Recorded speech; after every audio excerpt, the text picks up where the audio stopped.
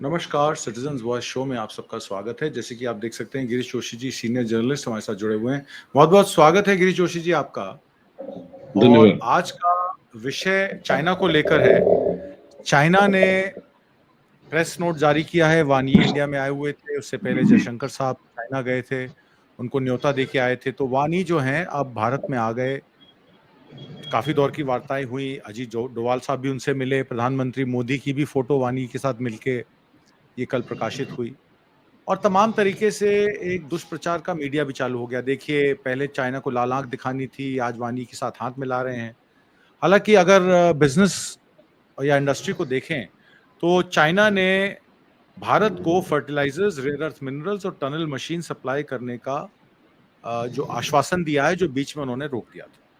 India और China ने positive bilateral outcomes meeting के निकाले हैं, जिसमें चाइनीज फॉरेन मिनिस्टर वांग यी ने अश्योर किया एक्सटर्नल अफेयर्स मिनिस्टर जयशंकर साहब को कि country will resume the much needed supply of fertilizers, rare earth minerals and tunnel boring machines as the two countries move towards normalization of ties.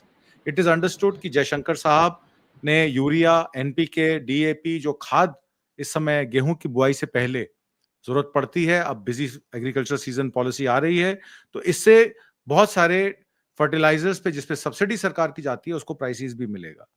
और दूसरी तरफ Russia से क्रूड ऑयल लेने पर सिर्फ ट्रंप ने नहीं, ट्रंप के जो ट्रेड सेक्रेटरी हैं उन्होंने भी सेकेंडरी टैरिफ का जो है लगाने का जो है वो आश्वासन दिया कि सेकेंडरी टैरिफ तो अब लगेगा ही लगेगा। भारत की फॉरेन एक्सचेंज अर्निंग जो है, जो तेल हमारे पास क्रूड ऑयल रशिया से आता है 35 से 40%, उसको हम प्रोसेस करके यूरोपियन मार्केट्स और बाकी मार्केट्स में देते हैं, इससे फॉरेन एक्सचेंज अर्निंग भी होती है। अमेरिका और यूरोपियन यूनियन खुद, यूरोपियन यूनियन तो गैसप्रोम बैंक से गैस लेता है, अमेरिका भी तेल, क्रूड और काफी सारी और चीजें जो हैं वो निर्यात करता है रशिया से। तो मैं आपसे ये समझना चाहता हूं कि भारत और चाइना के संबंध अब आने वाले समय में कैसे रहेंगे। और दूसरी बात, जो ऑपरेशन सिंदूर को लेकर बहुत सारे लोगों में डाउट है कि पाकिस्तान और चाइना ने मिलकर भारत के 5 या 6 लड़ाकू विमान गिराए। सैटेलाइट इमेजरी जो थी वो वैक्स को सिस्टम को जो है वो असिस्ट कर रही थी। चाइना तो पाकिस्तान का दोस्त है, दोनों ने मिलकर भारत की बैंड बजा दी। दोनों मामलों पर, सिक्योरिटी को लेकर, एक्सटर्नल सिक्योरिटी को लेकर और बिजनेस कारोबार को लेकर। गिरीश जोशी। आदमी पहले देखिए पोजीशन क्या है। चाइना ने ग्रोथ बहुत कर लिया, उसका एक ड्रॉबैक है जिसको ये डिफ्लेमेटरी स्पाइरल बोलते हैं। उसकी 2040 तक उसकी जो एज है, चाइना की जो ह्यूमन रिसोर्सेज हैं वो 60 के ऊपर जा रहे हैं। वो वन चाइल्ड पॉलिसी के चक्कर में अभी जो 20 साल है उसके बाद वर्कफोर्स नहीं होगा। तो वो जो सीनियर्स बढ़ते चले जा रहे हैं, दे आर नाउ रिडंडेंट, वो वर्कफोर्स में काम नहीं आएंगे। आपका डेमोग्राफिक डिविडेंड ये बता रहा है कि आप 2040 तक आपके पास 50% या तो यूथ पावर होगा। ये आपको समझ में नहीं आया, या आप इंटरनल पॉलिटिक्स में समझना नहीं चाहते थे कि सबसे बड़ा अपॉर्चुनिटी ये था। आप पूरे सिनेरियो को देखिएगा तो अभी जो आप बोल रहे हो कि भाई हम लोग धंधा नहीं करते हैं, तो आपको लगेगा कि एक तो ये जो मुकेश अंबानी ने पैसा कमा लिया, मुकेश अंबानी ने ये कर लिया। वर्ल्ड के अंदर जामनगर की रिफाइनरी जो है वो हेवी और हाई कार्बन सल्फर का कंटेंट वाला क्रूड रिफाइन करने की कैपेसिटी वर्ल्ड में सिर्फ जामनगर रिफाइनरी के पास है। और वो प्रोडक्ट जो है, वो जो स्पेशल डीजल जो रिफाइन होता है, वो चाइना सबसे ज्यादा इस्तेमाल करता है। तो 2024 से 1 करोड़ 80 लाख बैरल रोज के तो हम चाइना को दे ही रहे थे, तो आप कौन सा धंधा नहीं कर रहे थे। फिर आप आइए इन्वेस्टमेंट पे, तो ऑलमोस्ट $3.2 बिलियन इन्वेस्टमेंट चाइना का 23 में भी हुआ है। उसमें मेजर आप देखिएगा तो पेटीएम में अलीबाबा के थ्रू ऑलमोस्ट $625 मिलियन लगे हुए। फिर आप आइए फ्लिपकार्ट में, तो उनकी एक टॉनसेंट कंपनी है, उसके थ्रू इसके $300 मिलियन लगे हुए। जोमेटो है, ओला है, बिग बास्केट है, और ग्लैंड फार्मा जो है, जो सबसे बड़ा मैन्युफैक्चरर, 2018 से उसमें $1.1 बिलियन सबसे ज्यादा इन्वेस्टमेंट चाइना का लगा हुआ है, और वो सारे ऑपरेशनल है। तो आप दो मापदंड क्यों रखते हो? आप या तो खुल के बोल दीजिए कि धंधा करेंगे, पब्लिक को ऐसे बस चाइना हमारा दुश्मन है आप, लेकिन उनको हकीकत ही पता नहीं है कि चाइना कभी इंडिया छोड़ के गया ही नहीं था। आपने पॉलिटिकल एडवांटेज के लिए उसको वो करने लगे थे। अभी आप देखिए तो टू वे ट्रेड में $136 बिलियन 23 में तो किया था, लेकिन आपने जो गलत कैलकुलेशन करा कि अमेरिका की गोद में जाके बैठने से हम रशिया और चाइना को दबा पाएंगे, वो आपका बड़ा मिस कैलकुलेशन हो गया। लेकिन चाइना वो समझ रहा था, क्योंकि ब्रिक्स के आप फाउंडर मेंबर थे, न्यू डेवलपमेंट बैंक में ऑलरेडी आप उसमें से लोन ले चुके हो, काफी लोगों को लोन चाइना ने, मतलब न्यू डेवलपमेंट बैंक ने दिया। China only has got headquarters there, उसमें कोई टर्म्स कंडीशंस नहीं होती हैं, they give for the development. तो ये सारे समीकरण एक तरफ चल रहे थे, और आज अभी आपको गलती समझिए, लेकिन फिर भी आप मान लीजिए कि चाइना ने बड़ा मन रख के आपको सारे सैंक्शंस हटा के उसने बोल दिया कि मैं काम दूंगा। अभी आपका जो सेक्टर अटका हुआ था, हम लोगों ने आगे भी बात करी कि 2 साल से आपकी ड्राइवरलेस मेट्रो का जो प्रोजेक्ट था बेंगलोर में, वो अटका हुआ था, और वो आपको बहुत जरूरी है बेंगलोर की ट्रैफिक को कंट्रोल करने के लिए। तो आपने फिर वही करा, टनल बोरिंग मशीन भी चाइना के सिवा किसी के पास है ही नहीं, तो वो भी आपको मंगाना ही पड़ा, क्योंकि आपने नहीं मंगा के जो आपने अपने हिसाब से ड्रिलिंग करी वो उत्तराखंड में, और उसका हमने रिजल्ट देख लिया कि दैट वाज डेंजरस। तो जब आप मान रहे हो कि भाई ये कंट्री है, हमारा नेबर है, पावरफुल है, आज वो कैपेबल है, तो हमको उससे सिर्फ पॉलिटिकल गेन करने के लिए हमने बोल दिया हम उसको लाल आंख दिखा देंगे, दुश्मनी कर देंगे। आपका बॉर्डर डिस्प्यूट्स तो आपने आपको कंट्रियां गिना, तो कितने कंट्रीज के साथ आपके बॉर्डर डिस्प्यूट्स हैं? चाइना को भूल जाइए, पाकिस्तान के साथ भी है, वो भी हम समझते हैं कि उसको आप प्रोपोगंडा में। इंडो नेपाल के साथ 1751 किलोमीटर पे काला पानी और छोटी सी मैटर के लिए जो 1962 में सेटल हो गई, उसको आपने क्यों डिस्टर्ब करा 2018 में?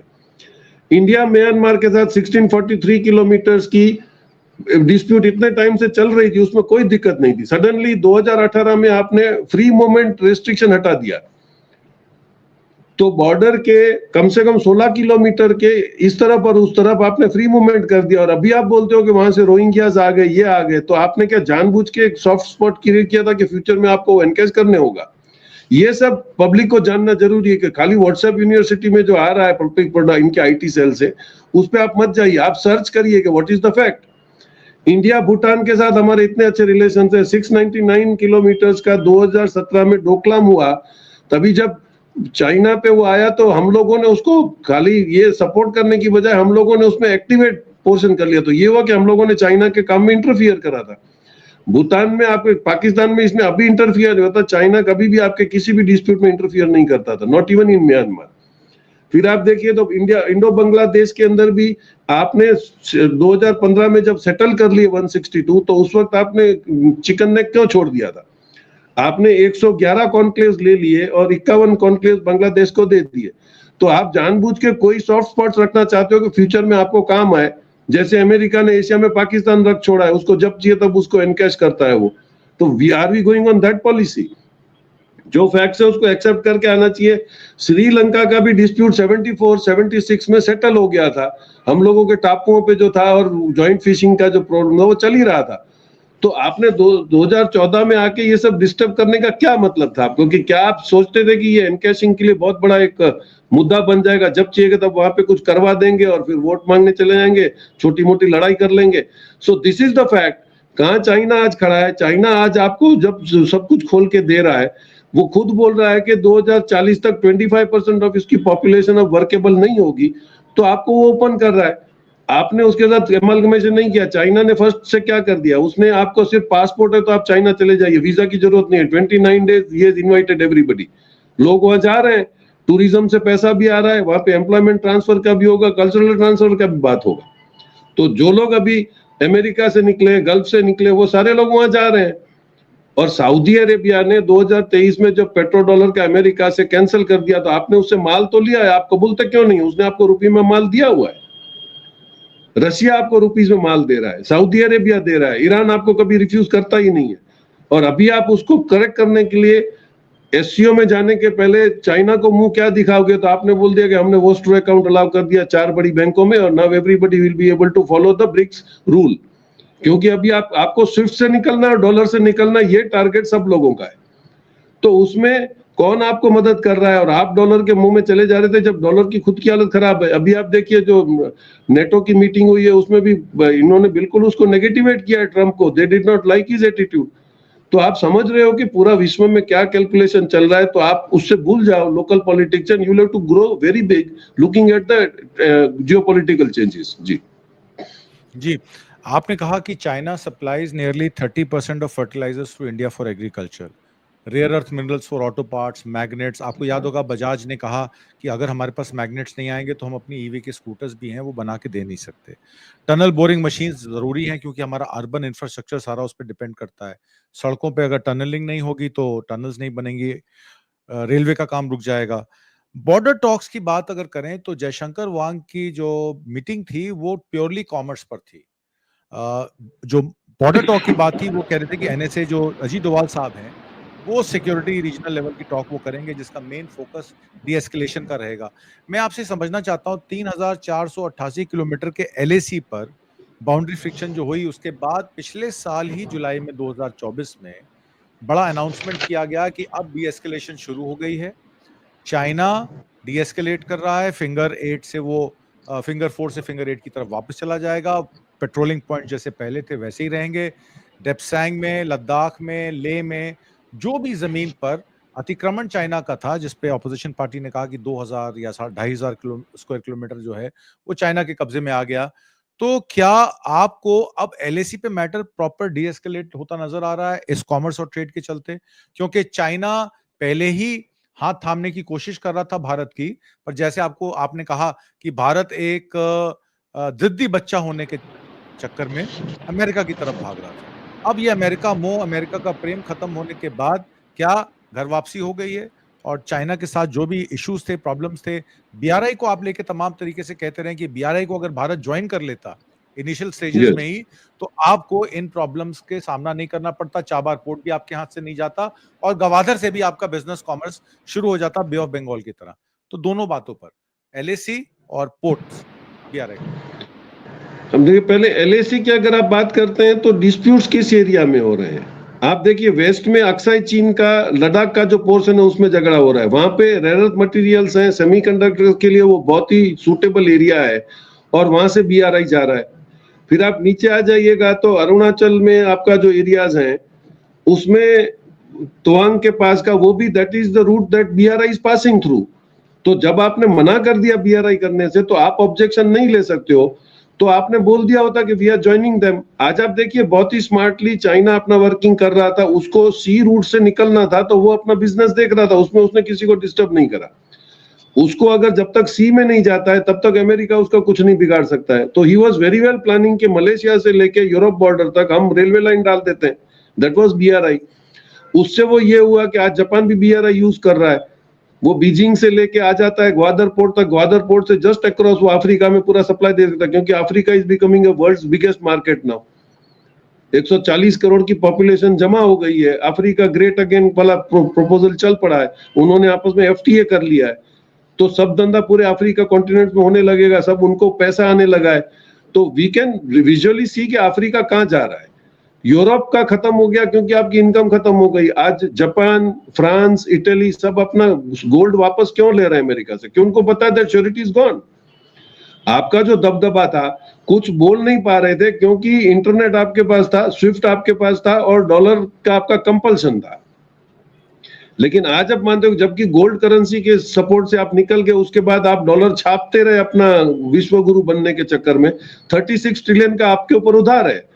अब आप उसको कहां से रिकवर करोगे? तो आपने बिजनेस को अपने आप पे पैरों पे कुल्हाड़ी मार ली, आपने अपने पड़ोसियों से रिलेशन खराब कर लिया। अभी कल मैं किसी से बात कर रहा था, almost 20 major stores from America they have shifted to Canada. जो बाहर के लोग हैं जो अमेरिका की इकोनॉमी का फायदा लेने आते, अगर वहां पे भी इकोनॉमी नहीं देखेगी, दे विल नॉट वेट कि भाई अमेरिका जो करेगा हमको वापस भेजेगा। दे ऑलरेडी शिफ्टेड, वो बिजनेसमैन है। और इंडियन एंटरप्रेन्योर्स की आप झील देखो तो 2.5 लाख आदमी जो आपके छोड़ के चले गए अभी बाहर में, वो कोई नौकरियात नहीं है, वो सारे बिजनेसमैन है। वो आपकी इकोनॉमी लेके गए, आपकी एफिशिएंसी लेके गए और आपका ब्रेन लेके गए हैं। तो आपने उनको रोकने के लिए भी कुछ नहीं करा है। जिस बात पे हम लोग अकड़ रहे थे कि भाई जीएसटी इज किलिंग, तो अभी आपको समझ में आ रहा है जीएसटी को इंप्रूव करो। आज अभी मैं पढ़ रहा था कि पार्लियामेंट में चुपचाप इन्होंने बिल पास कर दिया कि गैम्बलिंग गेम्स है उसको आप बंद करिए। हम लोग पहले ही से बोल रहे थे, स्टार्टअप इंडिया में आपने 6,770 करोड़ दिए तो बच्चों ने क्या निकाला? जंगली रमी निकाली, लूडो निकाला। This was not startup India. Startup India was making something new. तो वो आपने करा नहीं, और अभी आप उसको बोलते हो, बैन करते हो, क्योंकि वो हद से ज्यादा पॉइजनिंग कर रहा है, बच्चे काम नहीं कर रहे हैं और गैम्बलिंग कर रहे हैं। फिर उनके पास अगर अनअकाउंटेड पैसा आ जाएगा तो फिर they go into drugs and they do everything, जो अमेरिका ने करा था। अमेरिका ने अनएम्प्लॉयमेंट अलाउंस देना जब से शुरू किया था कि वो $2000 आपको देगा, तो वो 2000 का एडवांटेज क्या हुआ, सारे ड्रगिस्ट हो गए तुम्हारे यंगस्टर्स, आज आपके पास वर्कफोर्स नहीं है तो आपको बाहर से लाना पड़ा। This the same thing should not again happen. तो आपको पता था कि आसपास में क्या हो रहा है। आज जो हम लोग कर रहे हैं, तो हमने पहले भी बात करी थी कि 2 साल पहले चाइना ने हमको एक इशारा किया था कि 1 साल के बाद हम लोग शायद एक्टिव फार्मास्यूटिकल इंग्रेडिएंट्स, जो हर दवाई का रॉ मटेरियल होता है, वो हम इंडिया से इंपोर्ट कर रहे होंगे, क्योंकि हम लोगों ने पीएलआई की स्कीम बहुत जल्द पहले डिक्लेयर करी थी कि हम आर&डी के लिए पीएलआई देते हैं और फार्मास्यूटिकल में हम लोग एपीआई में एक्सपोर्ट के लिए सेल्फ सफिशिएंट हो जाएंगे। आपके आदमियों ने काम ही नहीं करा, आपका 30% ही ग्रोथ हुआ एपीआई में, तो आपने कभी उसके ऊपर क्रॉस चेक नहीं रखा कि भाई कहां गया पैसा, किन लोगों ने क्या किया। तो आज फिर आप उसी मजबूरी में आ गए। तो आपको फार्मा में अपॉर्चुनिटी दी थी, जब अमेरिकन सैंक्शन लगे तो वहां से अमेरिकन इंडस्ट्रीज मूव करने लगी थी, तो वो कहां गई, उनको आपने आने नहीं दिया, तो वो चले गए वियतनाम वगैरह। वो हम लोगों ने काफी बार आगे डिस्कस करा है। और आपके यहाँ जो गेमिंग्स के लिए आ गए, उसमें आप देखिए कौन आ गया, अभी आ गया स्टारलिंक, तो पहले ही आ गया, क्योंकि कम से कम 80 करोड़ की मार्केट में 50% भी पकड़ लो, तो उसने देखा कि पूरा खा जाएगा, तो मुकेश अंबानी ने बहुत होशियारी से ज्वाइंट वेंचर कर लिया कि आधी बाजार तो अपने हाथ में रहेगी, क्योंकि he also wanted to develop Jio. अब उसके बाद आप देखिएगा तो जितने भी आ गए आपके पीछे, उनको लगा कि जैसे इंडियन इकोनॉमी सुधरेगी तो logistics is a big market in India, क्योंकि सबसे ज्यादा पोर्ट्स भी तो हमारे पास है।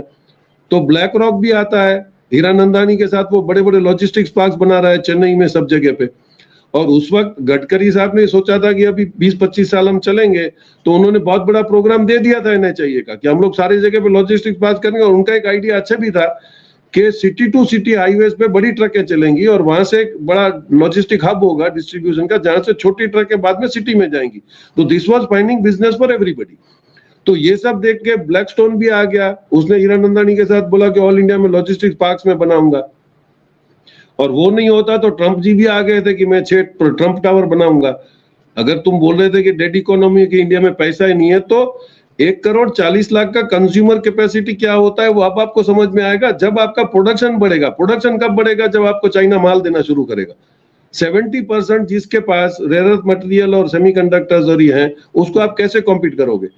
और आप देखिए बहुत स्मार्टली चाइना उसको काउंटर करता चला ही जा रहा है। आप उसने आपको वॉर फ्रंट पे भी दिखा दिया कि भाई मेरे पास बहुत सारी कैपेसिटी है। उसके लिए अपने अनफॉर्चुनेटली इंडिया को उसने यूज कर लिया, लेकिन हिज मैसेज वाज कि मेरे पास PL-15 मिसाइल्स हैं, आप देख लो। ईरान ने भी साबित कर दिया कि भाई you are no more an authority. तो इजराइल को आप कर रहे थे, आज आपके पास कुछ भी नहीं। Iran is hitting you much more worse than anybody can, जो आपने इमेजिन नहीं करा था। तो गल्फ का रवैया भी बदल गया। अब गल्फ भी सोचता है कि ईरान से भी क्यों रिलेशन बिगाड़े। और सऊदी अरेबिया और ईरान कभी इकट्ठे नहीं होते। चाइना वो successful in bringing them on the table. तो चाइना का एटीट्यूड भी आप नहीं समझ रहे थे। उसको अगर अटैक करना है तो आज वर्ल्ड में ऐसा कंट्री, कौन सा कंट्री है जिसपे अटैक करने के लिए वो 2 मिनट की सोच सकता है। लेकिन उसने वो बोलता है मेरा सिस्टम ही नहीं, I want to let everybody earn and everybody grow. तो ये सिस्टम को आप समझ के उसी वक्त चले गए होते तो आज शायद हम लोग 5 ट्रिलियन की इकोनॉमी भी बन पाते थे, क्योंकि हमारा सोर्सिंग ही बंद हो गया था। तो आप पीछे से ऑयल भी बेच रहे हो, उसको रिलायंस का माल भी उससे बिकवा रहे हो, आपने उनके इन्वेस्टमेंट्स भी आप ले रहे हो, लेकिन आगे आप उसको बदनाम कर रहे हो कि ये कर रहा है वो कर रहा है, उसने जमीन दबा। तो I think now better late than never. अभी I think good sense will prevail और ये धंधा करेंगे, क्योंकि आपकी जो मेजर इंडस्ट्रीज अटक गई थी, आपकी टर्बाइंस की इंडस्ट्री बंद थी क्योंकि आपके पास चिप्स नहीं थी। इलेक्ट्रिकल व्हीकल्स में आपने इन्वेस्टमेंट तो बहुत कर दिया, लेकिन वही प्रॉब्लम हो गया कि चाइना जब तक सपोर्ट नहीं करेगा आप नहीं ग्रो कर सकते हो।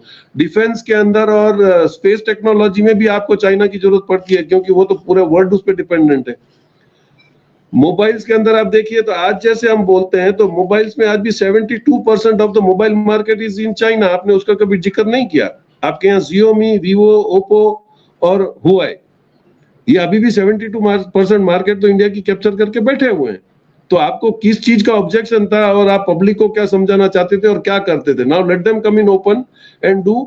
या जो रेजिम चेंज होगा उसको they will have to take up the speed to grow, तब जाके आगे कुछ आप डेवलपमेंट कर पाओगे। जी, एक फाइनेंशियल मार्केट की मेरे को खबर आपसे लेनी है। फॉरेन एंटिटीज जो हैं वो करीब 30% यूएस डेट को होल्ड करती हैं।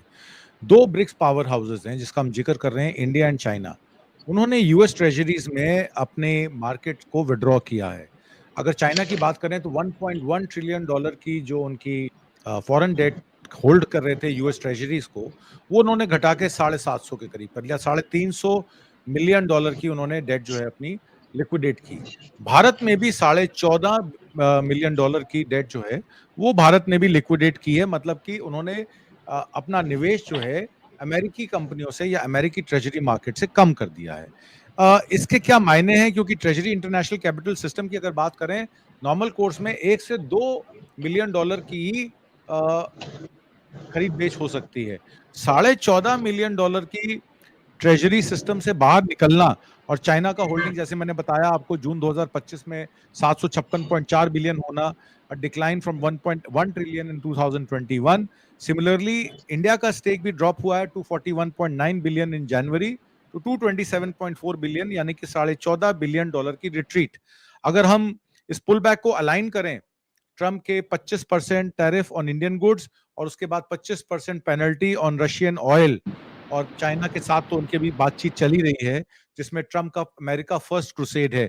इसको आप कैसे देखते हैं, और क्या बेजिंग ने जो वाव किया कि वो फाइट टू द एंड करेंगे, अब नई दिल्ली भी इस टैरिफ वॉर के अगेंस्ट, अनफेयर और अनजस्टिफाइड डिमांड के अगेंस्ट चाइना के साथ खड़ा हो गया है? क्या इसका आगाज किया जा सकता है? नहीं, ये यूरोपियन यूनियन और अमेरिका का जो दबदबा था और उनका जो एक ओरा था और वो जो उनके साथ एक मिसनोमर लगा हुआ था कि भाई ये लोग पूरी दुनिया पे राज करते हैं और वो इकोनॉमी को कंट्रोल करते हैं। जो आपकी अमेरिकन इकोनॉमी कंट्रोल करता था, black rock which is a company of 30 trillion dollars, वो खुद तो आके इंडिया में बैठा हुआ है। क्यों? उसने देखा कि क्या पोटेंशियल है। तो आपके जो बड़े बेसिस थे वो तो वहां से चले गए। एलन मस्क आपका 75% टेस्ला चाइना में बना रहा है। वॉलमार्ट का 85% एफएमसीजी गुड्स चाइना में बन रहे हैं। वहां से तो कुछ डिस्टरबेंस हो ही नहीं रहा है। तो इसको जो पहले लगा कि मैं पहले इमिग्रेंट्स को निकालूंगा, लोग डर जाएंगे और मेरे पास आ जाएंगे, वो हुआ नहीं। फिर इसने ये कोशिश करी कि भाई अब मैं टैरिफ लगाता रहूंगा। अब जब तेरे पे सब लोग टैरिफ लगाना शुरू करेंगे तब क्या होगा? अब ये डिस्टर्ब करने की कोशिश कर रहा है ताइवान को और यहाँ पर, लेकिन दैट गेम इज लॉस्ट। अब तेरा वो पुराना जो दबदबा था कि तुम सबको डराते थे, फिर अपने आर्म्स बेचते थे और उसको बेचने के बाद फिर अपने दुश्मन को भी बेचते थे कि आप लोग आर्म्स रख लो, that theory has now totally failed. Trump has entered into a wrong time. अब वो जेलेंस्की में भी देखिए, जब पुतिन ने घस के बोल दिया कि भाई मैं तो आपको टेरिटरी तो वापस नहीं दे रहा हूं, अब वहां पे 70% रेयर अर्थ मटेरियल है, वहां पे ब्लैक सैंड, ब्लैक सॉइल है जो एग्रीकल्चर के लिए सबसे अच्छा है, कोल सबसे ज्यादा वहां पर है, रेयर अर्थ मटेरियल वहां पर है, टाइटेनियम वहां पर है, मैग्नीशियम वहां पर है। तो वो एरिया तो दे नहीं रहा है, तो अब यूक्रेन लेके आप करोगे भी क्या? और अब उनको फाइनेंशियल हेल्प कौन करेगा? आप यूरोप की पोजीशन देखिए तो जर्मनी, इटली और फ्रांस अपनी इकोनॉमी को सर्वाइव करवाने के लिए वो खुद आगे पीछे हो रहे हैं। और G7 और G20 का जो आप दबदबा करते थे, G7 में 7 लोग थे, G20 में अभी 13 लोग हैं। लेकिन आप ब्रिक्स की कंट्रोल देख लो कि अब नेक्स्ट मीटिंग जो ब्रिक्स में होगी, देयर आर 42 कंट्रीज पार्टिसिपेटिंग। और now there are those countries who are wealth creator. आप समझते थे कि अफ्रीका में से 24-25 लोग निकल के चले गए तो क्या हो गए? वो अफ्रीका के 24-25 लोग अभी 75% गोल्ड का रिजर्व होल्ड करते हैं, 75% ऑयल होल्ड करते हैं। तो China, India, Russia and Africa, ये आप समझ लो कि पूरा अगले 10 साल के अंदर सारी सिस्टम चेंज हो जाएगी। लेकिन चाइना का जो ड्रॉबैक है कि 2040 तक उसका वर्कफोर्स नहीं होगा, we should take advantage of that, क्योंकि हमारे पास ही वो सरप्लस है। तो I think we should work on that aspect and see के एशिया पूरा पावरफुल इतना हो जाता है कि next time nobody comes and dictates terms to you. जी, अभी 50% टैरिफ लगने के बाद भारत की फाइनेंस मिनिस्ट्री ने अगस्त 18 को नोटिफाई किया 11% duty reduction on cotton imports with immediate effect. उसके अलावा agricultural infrastructure and development cess को भी उन्होंने कहा कि उसको भी हम कम कर देंगे इन पब्लिक इंटरेस्ट। कॉटन में अब 50% टैरिफ लगने के बाद हमारे जो वियतनाम है, कंबोडिया है, इंडोनेशिया है, थाईलैंड है, उन कंट्रीज का औसतन 19 से 20% टैरिफ है। तो क्या, और बांग्लादेश पहले भी एक्सपोर्ट कर रहा था, बांग्लादेश का भी 25% है। तो क्या भारत के जो तमिलनाडु के एक्सपोर्टर्स हैं, चाहे करूर के हों और बाकी जगह के हों, वोवन फैब्रिक्स हैं, टॉवल्स हैं, होम फर्निशिंग्स हैं, जो कॉटन इंपोर्ट पे डिपेंड करते हैं और ये बहुत लॉन्ग स्टैंडिंग डिमांड थी, क्या कॉटन के एक्सपोर्ट पे 50% टैरिफ लग जाएगा? पहली बात कि ये जो टैरिफ की धमकी दे रहे हैं ट्रंप, क्या ये वाकई में, क्योंकि चाइना को तो उन्होंने 90 दिन का फिर टाइम दे दिया है, और भारत की मियाद 27 अगस्त को खत्म हो रही है। तो क्या you are seeing for 50% tariff, और क्या ये जो ड्यूटी रिडक्शंस हैं छोटे-छोटे स्ट्रेंचेस में हो रहे हैं, ये भारत की इंडस्ट्री को प्रोटेक्ट करने के लिए सक्षम है, या आने वाले समय में अभी थोड़ी उथल-पुथल देखनी बाकी है इसमें? नहीं, देखिए ऐसा तो है नहीं। जब भी फ्री ट्रेड जोन्स बने थे that was on that basis कि भाई आपकी जो भी ड्यूटी इन्वॉल्वमेंट होगी वो गवर्नमेंट आपको रिएम्बर्स कर देगी, और वो as per the WTO norms है, उसमें कोई नई बात नहीं है। तो आपने जितनी भी ड्यूटीज लगानी है उसको जब आप एक्सपोर्ट करोगे तो वो ड्यूटी ड्रॉबैक की स्कीम में और ईएमआई की स्कीम में वो वापस आ जाता है। तो ऐसा तो है नहीं कि सिस्टम्स नहीं है, दे आर वर्किंग आउट, और आपने उसको थोड़ा सा कॉम्पेंसेट कर दिया है उसको कॉम्पिटेबल रहने के लिए। लेकिन 85% ऑल्टरनेट मार्केट ऑलरेडी जनरेट हो चुकी है, तो उसको ऐसा जरूरी नहीं है कि अभी आप अमेरिका से निगोशिएट करोगे। People have already looked into for the other markets. जैसे मैंने आपको बोला कि अफ्रीका में, इथियोपिया में हम लोग किसी कॉन्ट्रैक्टर से बात कर रहे थे, तो गवर्नमेंट टेंडर के अंदर there were lot many companies. तो उसने बोला कि उसका इंजीनियर उसमें इंडियन था, तो उसने ऐसी बात किया, बोले जैसे उसने फोन किया कि भाई हम लोग टेंडर में सेकंड लेवल पे आ रहे हैं, तो फर्स्ट लेवल पे क्या करना है, बोलता गो ऑन फर्स्ट लेवल। तो बोले उसमें नुकसान होगा, बोले वो गवर्नमेंट आपको कॉम्पेंसेट करेगी, लेकिन tender should be with you. अगर आपका वो एटीट्यूड है, आप इनको बोल दो कि सारे ड्यूटी ड्रॉबैक सिस्टम में आपका रिएम्बर्समेंट आ जाएगा, आप एक्सपोर्ट करिए, वो जो भाव बोलता है उसको तोड़िए। This should be the spirit of a business. अगर गवर्नमेंट आपके पीछे नहीं खड़ी है तो आप कोई भी बिजनेस नहीं कर सकते। तो अगर इस जंक्शन पे जैसे चाइना वाला एटीट्यूड है कि अगर आपको मार्केट कैप्चर करना है तो गवर्नमेंट को इधर उधर, आपने 15-16 लाख करोड़ कॉर्पोरेट्स के माइनस कर दिया, उसका क्या एडवांटेज इंडिया को मिला? यही आपने किसानों के माफ कर दिए होते, और आज अगर एग्रीकल्चर भी आप स्ट्रांग होते। अभी मैं किसी फार्मर का वो एक्सपोर्ट में सुन रहा था, वो बता रहे थे कि भाई आपने गेहूं चावल और इसमें आप सरप्लस थे मूंगफली में, लेकिन आपने एक्सपोर्ट अलाउ क्यों नहीं किया? कि अगर भाव बढ़ जाएंगे तो फिर आप पे अपोजिशन क्लेम करेगा कि आपने एक्सपोर्ट कर दिया इसलिए यहाँ पे माल की शॉर्टेज हो गई। तो इतने छोटे से रीजन के लिए आपने इंटरनेशनल आपका ग्रिप छोड़ देते हो, तो that is not national spirit. आपको तो इंडिया को समझा देना चाहिए भाई थोड़ी सी दिक्कत होगी लेकिन होगा। आपने अमेरिकन गेहूं बंद कर दिए थे जो वो बेकार देता था, तो लाल बहादुर शास्त्री ने क्या कहा, भाई एक टाइम खाओ, लेकिन हम ऐसे सड़े हुए गेहूं नहीं खाएंगे। दैट इज नेशनल स्पिरिट, उसमें आपको पब्लिक सपोर्ट भी करेगी। लेकिन आप हर बार झूठ बोलते हो, आप अपने पॉलिटिकल मोटिव्स के लिए इंटरनेशनल सेक्रीफाइस करते हो, ये अभी आपको कीमत समझ में आ रही है। और now you have to correct yourself, not as a party but as an Indian government. जो भी आएगा उसको ब्रिक्स के साथ जाके बैठ के इसको सेटलमेंट करके ही आपको काम करना पड़ेगा, वरना आप अकेले पड़ जाओगे। जी, आत्मनिर्भर भारत बनाने के लिए देश के हर एक आदमी को आत्मनिर्भर बनाना सरकार का दायित्व है। अपने आप को आत्मनिर्भर बनाकर लोगों को निर्भर बनाना, लाभार्थी वर्ग बनाना, ये गलत है। तो अगर आपको 5 किलो राशन देना है तो उसकी प्रोविजनिंग आप एफसीआई में कर लीजिए, जो भी एक्सेस स्टॉक है उसको एक्सपोर्ट कर दीजिए। जब रशिया यूक्रेन वॉर में आपको $4000 टन माल का पैसा मिल सकता है, तो भारत का किसान क्यों भूखा मर रहा है? सवाल ये खड़ा हो जाता है। तो भारत को अपनी एग्रीकल्चरल नीति, भारत को अपनी एक्सपोर्ट ट्रेड की नीति लोगों के मुताबिक बनानी पड़ेगी। जिस चीज में आप सक्षम हैं उसी का काम करें, और जिस चीज में आप सक्षम नहीं हैं उसको बेमतलब में इंपोर्ट करके या वैल्यू एडिशन करके आप ठेकेदारी ना करें, क्योंकि ठेकेदारी प्रथा बहुत समय चलती नहीं है। गिरीश जोशी जी, आज की परिचर्चा में भाग लेने के लिए और बहुत सारी महत्वपूर्ण जानकारियां देने के लिए आपका बहुत बहुत धन्यवाद। नमस्कार। Thank you sir.